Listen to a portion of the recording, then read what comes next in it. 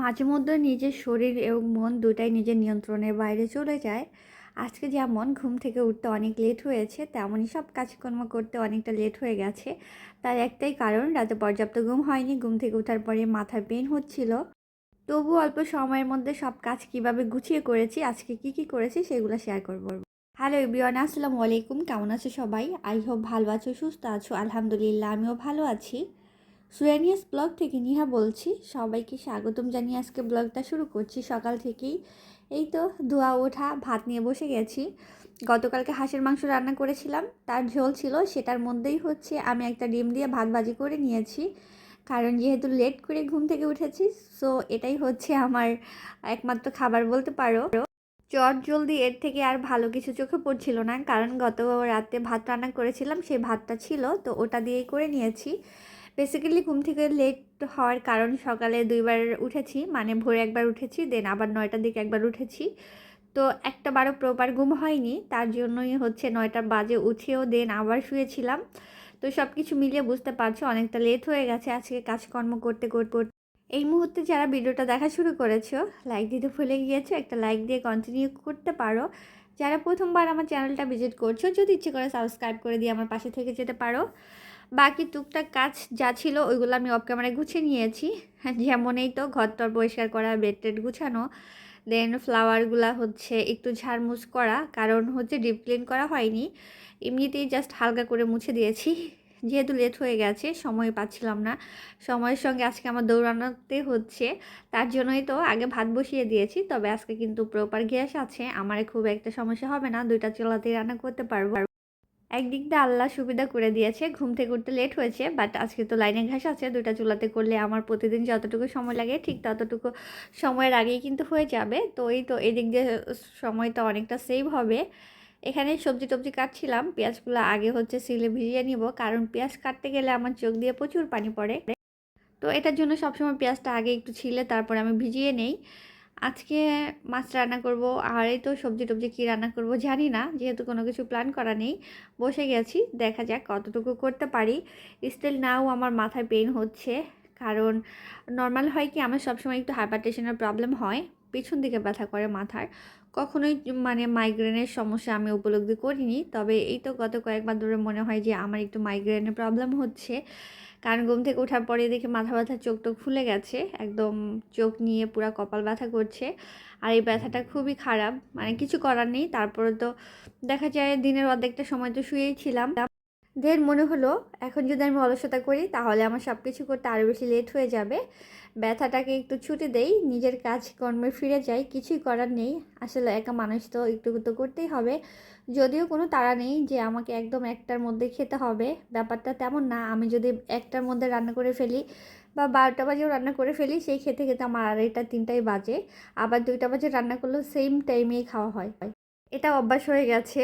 তো এটা নিয়ে কোনো মাথা ব্যথা নেই, কারণ সংসারে যদি সদস্য সংখ্যা বেশি থাকে তাহলে কাজ করতেও ভালো লাগে, কাজের একটা তাড়া থাকে, প্রেশার থাকে, যে সবার জন্য খাবার প্রস্তুত করতে হবে, সবাইকে টাইম মতো খাবার দিতে হবে। যেহেতু আমি একা, আমার হাজব্যান্ড সেই রাতে আসবে, সো খাবার দাবারের না তেমন একটা আমার রুটিন মেনটেন করা হয় না। তবে আমার প্রিন্সেসও আমার মতোই, তাকে না খাওয়ালে তো সে আরও খুশি হয়ে যায়। কালকে মানে একটা দুর্ঘটনা ঘটে গেছে ছোটোখাটো। ঘুমিয়েছি অনেক রাতে, একবার উঠেছি, উঠে আমি খাবার খেয়েছি, কারণ আমার অনেক বেশি ক্ষুধা লাগছিল। আজকে একটু ভিডিওর কথা বলে নিই, পোয়া মাছ রান্না করবো, এটার জন্য ভেজে নিচ্ছি, ধুয়ে হলুদ লবণ আগে লাগিয়ে রেখেছিলাম, যেহেতু সময় শর্ট, যেটা বলছিলাম। তো আমাদের মানে সকালবেলা এসে দেখি কেউ একজন নক করছে। দেন আমার রান্নাঘরের সিঙ্কের কলটা ছাড়া ছিল। অ্যাকচুয়ালি আমার স্পষ্ট মনে আছে যে আমি বন্ধ করে ঘুমিয়েছি, কিন্তু আমি জানি না এর আগের দিনও সেম অবস্থাই হয়েছে, সারা ছিল। তো আমার হাজব্যান্ড বলতেছে যে হয়তো বা পানি ছিল না, খেয়াল করনি। আমিও ভেবেছি হয়তো বা মানে লাইনে পানি ছিল না, তার জন্য ছাড়া ছিল, এটা কোনো ব্যাপার না। তবে কালকের ব্যাপারটা টোটালি আলাদা, কারণ আমার স্পষ্ট মনে আছে আমি সিঙ্কের তারপর বেসিনের কল চেক করে ঘুমিয়েছি। সকালে উঠে দেখি ইচ্ছা মতো পানি পড়তেছে, পানি পড়ে একদম মানে চারপাশ ভেসে যাচ্ছে। তবে কালকের ব্যাপারটা আমার এত বেশি অদ্ভুত লেগেছে, আমি আসলে বোঝাতে পারবো না। এই তো সারাদিন কাজ করছি আর এটাই ভাবছিলাম যে এটা কীভাবে হতে পারে। কারণ আগের দিনের বিষয়টা আমি মেনে নিয়েছি যে হয়তো বা কল ছাড়া ছিল, লাইনে পানি ছিল না, আমার আর যেহেতু আমার মনেও নেই, সো হতেই পারে। বাট কালকের ব্যাপারটা সম্পূর্ণ আলাদা, কারণ আমি নিজে চেক করেছি, সেখানে ভুল হওয়ার কোনো প্রশ্নই আসে না। তারপরেও পানি পড়ছে, মানে এটা কিভাবে অ্যাকচুয়ালি আমি জানি না। আসলে এর আগের বাসায় যখন আমি ছিলাম তখন আমার সাথে 2-3 বার এই ঘটনা ঘটেছিল। তবে যেহেতু আমি একাই থাকি আর আমার খুব একটা ভয় লাগে না সত্যি কথা বলতে।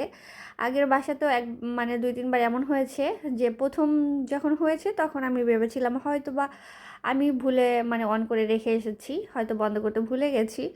তো 2-3 বার এমন হয়েছে যে আমার স্পষ্ট মনে আছে আমি নিজে বন্ধ করে বের হয়েছি শাওয়ার নিয়ে, দেন আবার পানি পড়ছে যে আবার কলটা বন্ধ করে দিয়েছি, বা যে ওয়াশরুমের সাইডে কলটাও ছাড়া থাকতো, মানে এরকম 2-3 বার হয়েছে। লাস্টের দিকে না আমি একটু ভয় পেয়েছিলাম সত্যি কথা বলতে, কারণ কিছু কিছু ব্যাপার থাকে কি হয়তো বা যেটা ভুলে যাই খেয়াল না করি ওই ব্যাপারটা আলাদা, বাট যেটা আমি স্টিল নাও করেছি আমার স্পষ্ট মনে আছে সেই ব্যাপারটা তো ভুল হওয়ার প্রশ্নে আসে না। তো এই তো কালকে ওইরকম একটা ঘটনা ঘটেছে, অ্যাকচুয়ালি এটা আমি জানি না আসলে, হয়তো বা মনের ভুলও হতে পারে। আপাতত এটা বলেই সান্ত্বনা দিচ্ছি। এই তো রান্না করতেছি, পোয়া মাছ ভুনা করব। নর্মালি হচ্ছে পোয়া মাছটা ভুনা করলে ভালো লাগে খেতে। তো আমি একটু মটরশুঁটি দিয়েছি আর হচ্ছে টমেটো দিয়েছি, এটা দিয়েই করব। আর পাশের চুলাতেই তো সিম আলুর একটা সবজি রান্না করছি, শুধু ভাজি হবে আর কি। এইভাবে প্রতিদিন যদি 2 চুলায় রান্না করতে পারতাম তাহলে কত তাড়াতাড়ি হয়ে যেত সব কিছু, তাই না? আজকেই তো মানে মনের সুখে রান্না করছি। নর্মালি শুক্রবারে পরে একটু গ্যাস বেশিই থাকে, শনিবারে মোটামুটি ভালোই থাকে, রবিবারেও টুকটাক থাকে, সব মঙ্গল বুধবারে আর থাকেই না। আমি কয়েকদিন ধরে এই বিষয়টা খেয়াল করলাম। যাই হোক, আমার তো আজকে রান্না চলছে। তো এই তো সারাদিন টুকটাক কাজ করেছি আর এইগুলোই ভেবেছি। তো আর আসলে কি বলবো, কিছুই বলার নেই। মাঝে মধ্যে দেখা যায় কি যেহেতু রোজার মাস চলেই আসছে, আমার হাজব্যান্ডকেও ঢাকার বাইরে যেতে হয়, মাঝে মাঝে ও বাসায় থাকে না, তখন তো আমার পিচ্চিকে নিয়ে আমার একাই থাকতে হয়। আর প্রিন্সেস তো খুবই ছোট, সো সব কিছু মিলিয়ে না কেমন যেন একটা অদ্ভুত ভয় কাজ করছিল আজকে আমার। তো যাই হোক, এটা কোনো ব্যাপার না, 2-1 দিনের মধ্যে হয়তো বা ভুলে যাব। ভিডিওর এই পর্যায়ে যদি কেউ থেকে থাকো লাইক দিতে ভুলে যাও, ছোট্ট করে একটা লাইক দিয়ে দিও। প্রথমবার যদি কেউ আমার চ্যানেলটা ভিজিট করে থাকো, যদি ভালো লাগে তবে সাবস্ক্রাইব করে নিয়ে আমার পাশে থেকে যেতে পারো। রান্নার মাঝখানেই হচ্ছে প্রিন্সেসকে একটু গোসল করে দিয়েছি, কারণ অলরেডি আজান দিয়ে দিয়েছে আরও আগেই। তো ওকে নর্মালি হচ্ছে আমি সবসময় একটু মানে 1টার মধ্যে আজান দিলে গোসল করাই দেই, তো আজকে একটু লেট হয়ে গেছে ওরও গোসল করতে। তারপরে হচ্ছে আবার বাড়িওয়ালা ভাবি আসছিল ওনার মেয়েকে নিয়ে, আর আমার প্রিন্সেস তো ওদের অনেক পছন্দ করে। তো ওখানে গল্প করতে করতে আর একটু লেট হয়ে গেছে। তো আজকে সব কিছু মিলে শুধু লেটের উপরে লেট যাচ্ছে। বাই দ্য ওয়ে, এই ভাজিটার মধ্যে কী কমতি আছে বলো তো? রান্না কিন্তু শেষ, খাওয়াও শেষ, তারপরে মনে পড়েছে যে ভাজির ইম্পর্টেন্ট একটা জিনিস দিতেই ভুলে গেছি। তো খুবই হাস্যকর লাগছিল ব্যাপারটা। যাই হোক, তোমাদের হচ্ছে বলে দিলাম, তোমরা কমেন্ট করে জানিয়ে দিতে পারো অ্যাকচুয়ালি আমার ভাজিতে কী কমতি আছে। তবে খেতে কিন্তু একদমই খারাপ লাগেনি, খুব ভালোই লাগছিল। দেন যখন দুপুরে খাওয়ার পর আমি ডিশগুলো ওয়াশ করছি তখন আমার হঠাৎ করে মনে পড়লো, আরে আমি তো এটাই দেইনি, মেন মানে রান্না করার যে মেন জিনিসটা সেটাই তো দেইনি ভাজি করার, আর ভাজি তো খেয়েও নিয়েছি। যাই হোক, খুবই হাসছিলাম যে এরকম মিস্টেক খুব একটা হয় না। তো আজকে কিভাবে হয়ে গেল জানি না, হয়তো বা অন্য মানুষকে ছিলাম, আমি তো আরেকটু দেখিয়ে দিলাম। তোমরা কমেন্ট করে জানিয়ে দিও কী কমতি আছে। রান্নাবান্না শেষ, এখন হচ্ছে রান্নাঘরটা গুছিয়ে নিব, দেন হচ্ছে শাওয়ার নিয়ে মানে খেয়ে নিয়েছিলাম। এই তো মটরশুঁটিগুলো তোমরা দেখেছো আগের ভিডিওতে, আমি বসে বসে হচ্ছে সিরিয়াল দেখছিলাম। আমি টার্কিশ সিরিয়াল ভীষণ পছন্দ করি, আর নর্মালি যখন সময় পাই আমি ওই সিরিয়াল দেখাতেই ব্যস্ত থাকি যতটুকু সময় পাই। ইদানিং না একটা হ্যাবিট হয়ে গেছে, একটা সিরিয়াল দেখতেছি মনে হয় একটা পর্ব শেষ হলে আরেকটা পর্ব দেখবো, যদিও খুব একটা সময় পাই না। যাই হোক, আমি কাজ করছি আর সিরিয়াল দেখছি, মানে মটরশুঁটিগুলো দেখা যায় কি এইভাবে রেখে দিলে হচ্ছে গাছ হয়ে যাবে, তার জন্য এগুলাকে বেছে তারপরে হচ্ছে রেখে দিব, ফ্রোজেন করব আর কি। তো সিদ্ধ করে রাখবো হালকা করে। এই তো সন্ধ্যাবেলা চা ছাড়া তো আমার চলবেই না, কারণ আজকে এমনি তো মাথা ব্যথা করছে, এখন পর্যন্ত স্টিল নাও মাথাটা ভার হয়ে আছে, জানি না কখন কমবে।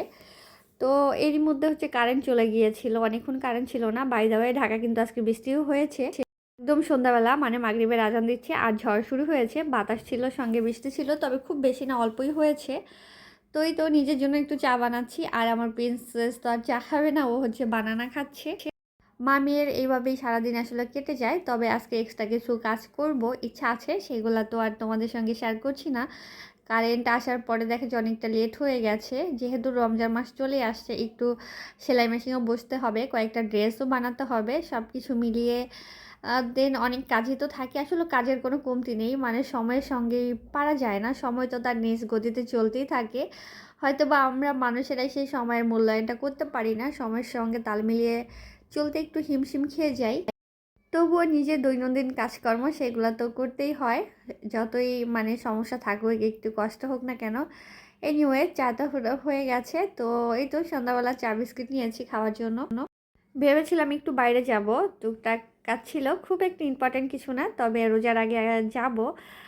আর আমার প্রিন্সেস তো শপিং করার জন্য পাগল হয়ে গেছে। সে তো রীতিমতো আমাকে থ্রেট দিচ্ছিল, শপিং করে না দিলে সে ভাতই খাবে না, ঈদ নাকি শেষ হয়ে যাচ্ছে। তবুও তার জন্য আমি এখনও শপিং করলাম না কেন। তোর কথা শুনে মাঝে মাঝে খুবই হাস্যকর লাগে। আজকে আমাকে আবার একটু বলছে যে মাম্মি তুমি যদি আমাকে শপিং করতে নিয়ে যাও তাহলে তোমাকে আমি একটা ড্রেস কিনে দিব। মানে রীতিমতো সে আমাকে লোভ দেওয়া শিখে গেছে। নাস্তা করার পর্ব শেষ করে এই তো মটরশুঁটিগুলো হচ্ছে হালকা একটু ভাপ দিয়ে নিচ্ছি। পানিটা যখন বলক এসেছে একটু কমিয়ে দিয়েছিলাম যদি হাতে ছিটে লাগে তার জন্য। দেন এটাকে জাস্ট আমি 1 মিনিটের মতো সিদ্ধ করব, এর বেশি করব না। যেহেতু এটা আমি ফ্রোজেন করব, মানে ফ্রোজেন বলতে কয়েকদিন ডিপে থাকবে আর কি, কারণ খুব বেশি দিন তো আর রাখা যাবে না, অল্প জিনিস খাওয়া হয়ে যাবে। তো বেশি সিদ্ধ করে রাখলে আবার হার্ড হয়ে যাবে। তার জন্য আমি জাস্ট একটু ভাপ দিয়ে রাখবো। দেন 1 মিনিট যখন হয়েছে, এই তো 1 মিনিটের মধ্যে আমি চুলাটা বন্ধ করে দিব। আর এই পর্যায়ে কিন্তু চুলাটা একটু বাড়িয়ে দিয়েছিলাম। এখন একটা ছাঁকনির মধ্যে দিয়ে ছেঁকে নিচ্ছি, পানিটা ঝরবে যখন একদম শুকিয়ে যাবে তখন হচ্ছে এটাকে আমি ডিপে রেখে দিব। দেরিতে ঘুম থেকে উঠেও আজকে মোটামুটি সব কাজ সময় মতো গুছিয়ে নিয়েছি। তারপরে আলহামদুলিল্লাহ, আসলে মাঝে মধ্যে তো একটু এদিক সেদিক হয়েই যায়। তবু আলহামদুলিল্লাহ, মানে জীবন থেকে আরও একটা দিন ভালোভাবে কেটে গেল। সবাই ভালো থেকো। আজকে এই পর্যন্তই। আল্লাহ হাফেজ।